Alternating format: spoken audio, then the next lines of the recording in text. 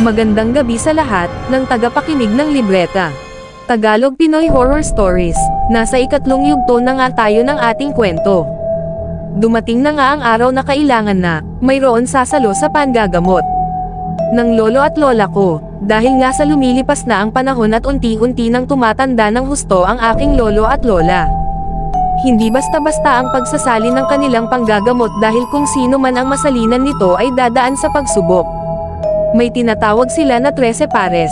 Ang 13 pares sila yung mga may malalawak na nalalaman sa panggagamot. Bagamat wala na ang mga ito, dahil gaya nga ng nasabi ko sa pangalawa kong kwento, sila yung mga sangkay o mga tambalan na patay na at nasa hangin lang sila sumasabay. Kaya bagamat wala na ang kanilang katawan sa lupa, nagagawa pa rin nila makipag-usap. Sa taong buhay, nakikipag-usap sila sa pamamagitan ng pagsalin sa katawan ng tao na nabubuhay pa.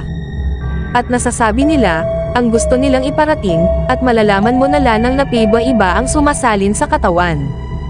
Sa pamamagitan ng tono ng kanilang boses sa kilos, dahil kahit wala na sila sa lupa. Ang ugali nila nung nabubuhay pa sila ay di nagbabago dahil merong sangkay na ayaw ng marumi. Naalala ko noon pag sumasalin sila sa katawan ng tao. Natatakot ako dahil pag samalin na ang sangkay, magugulat na lang ako biglang ibabato ang mga nakakalat sa kanyang dadaanan. At dapat pag may sasalin sa katawan, dapat ay may nakaabang kayo na isang container na tubig.